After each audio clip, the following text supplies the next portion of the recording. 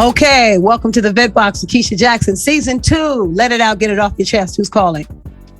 This is Sen Taiya. Hi, Sen Taiya. How are you? I'm great. How are you? I'm great. Yes. Awesome. What you talking about?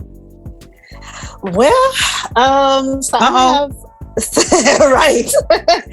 I have some family members that are, just not happy with my lifestyle, and they have gone to some extremes, which I never thought would happen in my big, huge, loving family.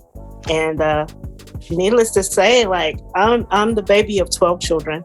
I have 11 siblings, and honestly, I only really talked to 2 of my siblings, literally out of 11 siblings. So let's just start there. Yeah. So wait a minute. So when you say your lifestyle, what do you mean? So I am a lesbian. I'm married to my beautiful wife, and we have been together now for about 6 years. And congratulations. Thank you. Yes. We are so happy.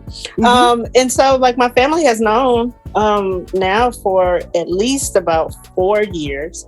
And we just recently got married last year in December. Okay. And so my family has known. Like I have 2 sisters that really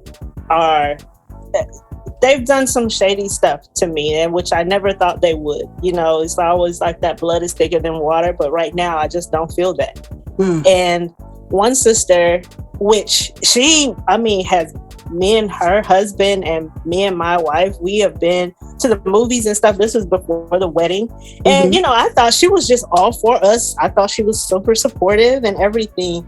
And, she had agreed to make our garments for the wedding. So I'm like really thinking that she is on board with us. Okay. And when it came down to it, she was like, well, I'll make your garments, but I'm not coming to the wedding. Are you serious? That's so disappointing. And I was like, what? That's so disappointing. Was she getting paid?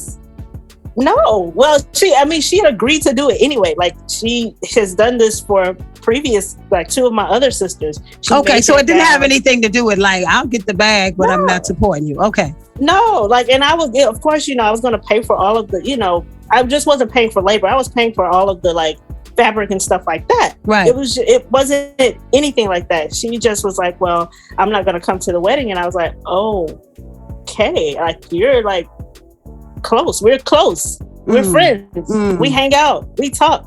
That's but hurtful. You're not going to come to my wedding. That's hurtful. Yes. Yeah. And so I was like, okay, well, you know what? If you're not coming to the wedding, don't worry about making the garments. Don't worry about any of that. And so she got upset with me. She was like, it's unfair that you're changing our friendship because I'm not coming to your wedding. Whoa. Right. Exactly. Wait, okay. Exactly. So okay. Yeah. So how did that get switched up? Okay, hold on one second. Hold on. Exactly. So let's take it back a little bit. So okay. Did she tell you the reason why she wasn't coming to the wedding? She pretty much is like, well, I don't agree with your lifestyle. It's not biblical. And the Christian household that we come from, I just can't support you in that way, but I still love you. But your lifestyle is, it's all right. It's your life, lifestyle. It's not like you're not imposing that on her in any way. You're not saying, hey, this is the way to be. Hey, this is how I was raised. This is how I choose to live my life. My life. Right. Okay. And up until this point, you have seemed to be supportive or, okay with my life, With you and your partner. Okay like this with being around me. We have hung out, we've sat down, we've talked, we've even talked through like her asking us questions like how do you reconcile this with God, and how we've sat down and had in-depth conversation, and she never let on to like, well, I don't like this or I don't agree with this. It was always like haha kiki, we laugh, we talk, we whatever. And then it comes to the wedding and she's like, well, I'm not coming to your wedding. One of the most important days of my life, you're not going to show up for. Someone who I thought was super supportive, close to in everything. Like I confide in you in everything. And now when I tell you, when I stop talking to you, because I'm like, I need time. Yeah. I don't, because I'm hurt. Yeah. You're missing the most important day of my life, where you were supposed to be a part of it because you were supposed to make my garments. And now you're missing this. And now you're saying that it's unfair to you that I'm changing our relationship. So it seems to me that that decision was based on her concern of what other family members might think of her. Pretty much. It seems because otherwise it doesn't make any sense at all. It seems like it became about her because she was like, okay, I'll do this for you. That's how she reconciles her feelings with you because, y'all have been good, right? Mm-hmm. So yes, I'll make your garments. But if there are people in the family who disagree with your lifestyle, and I don't want the heat for the rest of the family. So if I show up, I'm going to catch it. So let me just not go. That's what that sounds like. Yeah. I mean, honestly, we haven't discussed it to this day because she. And how long has it been? I have wronged her.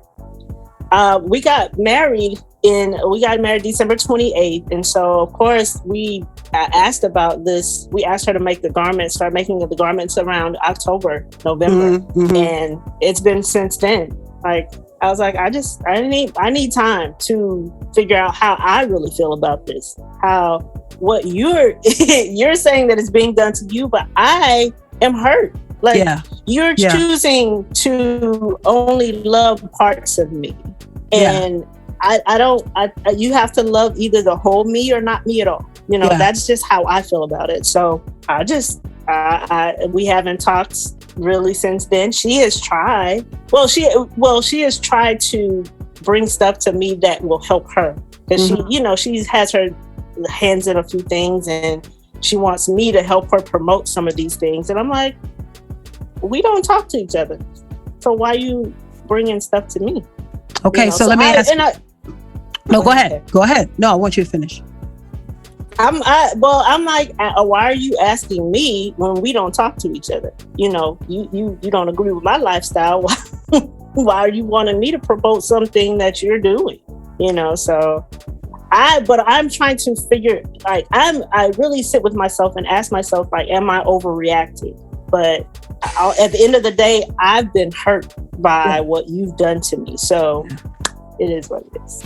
So, okay. It feels like she was concerned about what the rest of the family was going to say if you came, because obviously there's been a lot of chatter, behind the scenes about this. Exactly. And she just didn't want the blowback from showing up. Yeah. So she can talk to you and have conversations and be like, oh, everything's good, because the rest of the family doesn't necessarily know about all of those small conversations. But now everything is going to be on Front Street.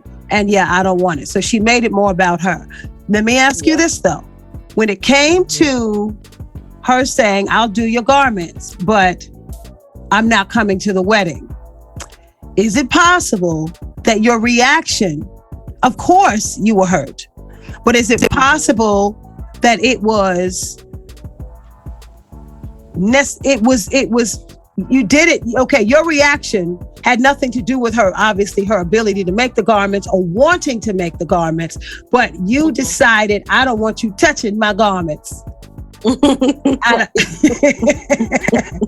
Because I'm pissed off now. Right. Okay, so now we are, 6, 7, 8 months later. Mm-hmm. How are you feeling? You're still feeling. How are you sitting with that decision? Like, you're kind of like, I get what you're saying when you're saying you're either all the way in or you're not. Mm-hmm. But 8 months later, how do you sit with that? Do you feel like maybe you could have let her do it? Or you like, well, no, I feel the same way. I feel the same way. Okay. No, I don't. Say something.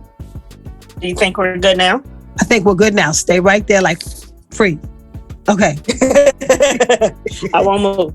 Okay. But I was saying that I definitely I feel the same way. Like I didn't want her. I wouldn't have wanted her to do anything if you're not in full support of us. Then we're not doing it. You know, that's all what we wanted at our wedding. We wanted it to be full of love, full of peace, full of, you know, people surrounding us, things surrounding us that we knew were made and created out of love. Yes. Like my partner's mother, she decorated the entire outside for us to have the wedding outside. Her mother did this for us. Right. You know, and that's a whole nother generation of understanding. Absolutely. So my own sister, she can't even make our garments and show up to the wedding. So I was like, you know, it is what it is. You've chosen your stance, and I have to accept that. That's really unfortunate, because when people make, like, how did you make this your issue? And wait a minute, how did she turn it around? Like, you heard her because I'm changing our friendship. I'm changing how we interact with each other. By not accepting her garments. By not accepting that her stance. Well, not necessarily not accepting her stance, but not accepting that you were choosing to not love a big part of who I am. And so now, but it's unfair to you. It wasn't unfair to me that now, a month and a half or a month before my wedding, I now have to find garments. Yeah. For my wedding, because you had chosen to do them. So it's that's unfortunate. And so now you feel like she's reaching out because it's over and y'all are married and what's done is done, and so now we good again.